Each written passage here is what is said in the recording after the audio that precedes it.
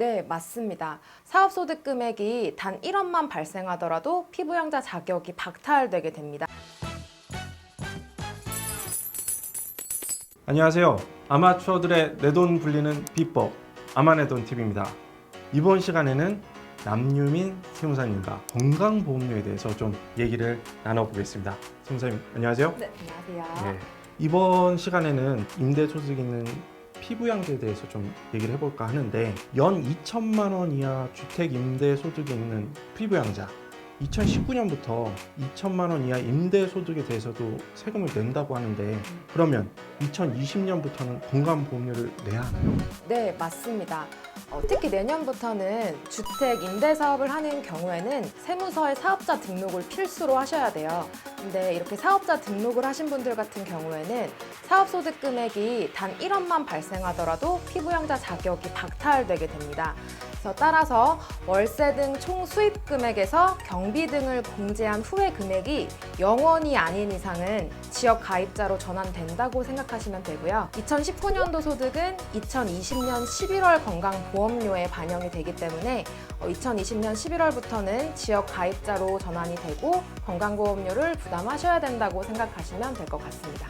그러면 피부양자 요건이 더 강화된다고 하는데 이거는 언제부터 네. 또 어떻게 변경이 되는 건가요? 지금 보건복지부 발표에 따르면 일단 피부양자 소득 요건이랑 재산 요건이 있는데요. 이 기준금액 변경이 2022년 7월부터 시행이 됩니다. 그래서 변경 내용을 한번 살펴보면 소득 요건 같은 경우에는 모든 소득의 합계가 2천만 원 이하여야 되고요. 재산 요건 같은 경우에는 재산세 과세표준 합계액이 3억 6천만 원 이하인 경우에만 피부양자 자격을 유지할 수 있게 됩니다. 그러면 이 소득의 합계가 2천만 원이잖아요. 네. 다른 금융소득도 있겠지만 네. 보통 이제 뭐 은퇴를 앞두신 분들이나 혹은 그 은퇴하신 분들의 경우는 국민연금, 네. 뭐 공무원연금, 군인연금 이런 연금을 받잖아요. 네. 이 연금도 이런 소득에 포함이 되나요? 네, 건강보험료 산정에 어떤 소득이 들어가는지 보면요. 일단 금융소득 들어가고요. 그다음에 사업소득, 그다음에 근로소득, 그다음에 연금소득은 공적연금소득만 들어갑니다. 그래서 말씀하신 것처럼 국민연금, 뭐 군인연금, 뭐 이런 공무원연금, 이런 공적연금 들어간다고 생각하시면 될 것 같고요. 그리고 기타 소득 이렇게 들어가요. 이렇게 5가지를 합했을 때 그 금액이 2천만 원 이하이면은 피부양자 유지하실 수 있는 거고요. 넘어가시게 되면은 지역가입자로 전환이 되시는 거죠. 그러면 그 또 재산 요건이 있잖아요. 네. 재산 요건이 이제 과세표준 합계액이 3억 6천만 원이다. 이렇게 이제 기준이 정해져 있는데 예를 들면 내가 아파트가 한 채가 있는데 이게 지금 시세가 뭐 5억이다. 그러면 나는 3억 6천만 원보다 비싼 집을 갖고 있으니까 나는 피부양자에서 이제 지역가입자로 전환이 돼야 되는가 이런 걸 좀 헷갈려 하실 분들이 계실 것 같은데 요거는 어떤 기준으로 좀 재산 기준을 파악하나요? 일단은 재산세 과세표준이라는 게 그 공시지가, 그러니까 뭐 공동주택가격이라든지 이런 걸 기준으로 들어가기 때문에 시가로 들어가는 건 아니고요. 당연히 요즘 공시가격이 많이 오르고 있잖아요. 그래서 그거에 따라서 이제 재산 요건을 판단하는 기준이 매년 6월 1일 기준이거든요. 그래서 매년 6월 1일 기준으로 이제 공시가격이 상승되는 걸 한번 보시고요. 그거의 과세표준 합계액이 이제 3억 6천만 원을 초과한다라고 하시면 2022년 7월부터는 지역가입자로 전환이 되시는 거죠. 그러니까 단순히 실거래가를 보는 게 아니라 네. 그 공시지가가 있는데 그걸 또 과세표준에 의해서 계산을 해서 이 재산 요건보다 비싸면 지역가입자로 전환될 수 있고 그게 아니면 피부양자 자격이 유지된다. 네.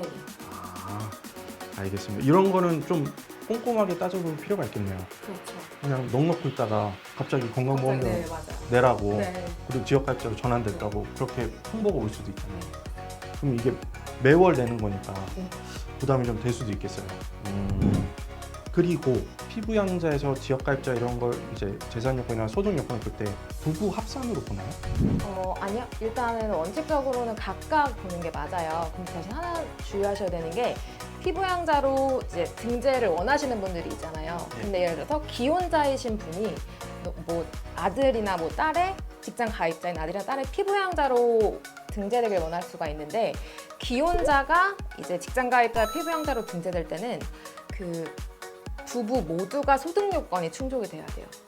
네, 그래서 뭐 어머니 아버지 두 분 다 아들의 피부양자로 들어가고 싶다라고 하면은 어머니도 소득 요건이 현재 시점 기준으로 3,400만 원 이하셔야 되고요. 아버님도 3,400만 원 이하셔야 돼요. 어머님이 3,400만 원 이하신데 아버님에도 5천만 원 소득이. 그럼 두 분 다 피부양자가 될 수가 없어요. 두 분이 1,700만 원, 1,700만 원 합쳐서 3,400만 원. 그런 개념은 아니고요. 그런 건 아니고. 네, 각각이지만 두 분 다 3,400을 충족해야 된다. 근데 대신 또 하나 다른 건 재산 요건은 상관없어요. 예를 들어서 어머님, 아버님 두 분 다 3,400만 원 이하시고 재산 요건이 현재 기준에서 어머님은 뭐 3억 정도인데 아버님이 예를 들어 뭐 10억이다 라고 하더라도 이런 경우에는 아버님만 빼고 어머님은 들어갈 수가 있어요. 아, 어머님은 지역 직장 가입자의 피부 양자가 들어갈 수 있다. 아빠는 못 들어. 재산 요건 때문에 안 되시고. 아빠는 못 네. 알겠습니다.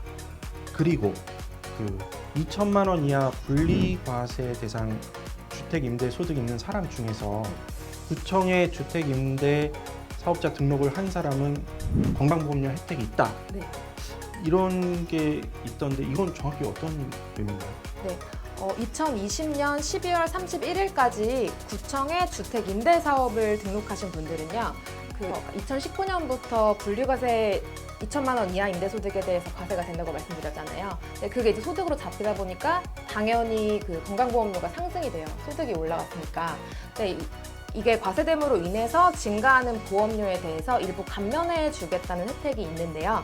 그 내용을 보면은 일단 구청에 4년짜리 그 단기 민간 임대주택으로 등록한 임대 사업자의 경우에는 그 증가한 보험료의 40%를 감면을 해주고요. 장기 일반 임대주택, 그러니까 8년짜리 장기 일반 임대주택으로 등록한 임대사업자의 경우에는 증가한 보험료의 80%를 감면해주는 혜택이 있습니다. 이런 혜택은 좀 꼼꼼하게 따져서 좀 그렇죠. 받을 필요가 네, 있겠어요. 맞아요. 알겠습니다. 이번 시간에는 세무사님과 함께 건강보험료 피부양자 자격을 어떤 경우에 유지하고 어떤 경우에 상실하는가 요거에 대해서 특히 올해 내년 또 2022년 계속 이렇게 바뀌는 부분이 있어서 네. 이런 부분은 좀 더 각별히 신경을 쓰셔야지 굉장히 예상치도 못했던 보험료 지출 같은 걸 좀 미리미리 좀 예측을 해볼 수 있을 것 같습니다. 이거에 대해서 좀 말씀 나눠봤습니다. 중요한 참고 되실 거라고 믿고요. 저희는 또 다음 시간에 더 좋은 콘텐츠로 찾아뵙겠습니다. 감사합니다.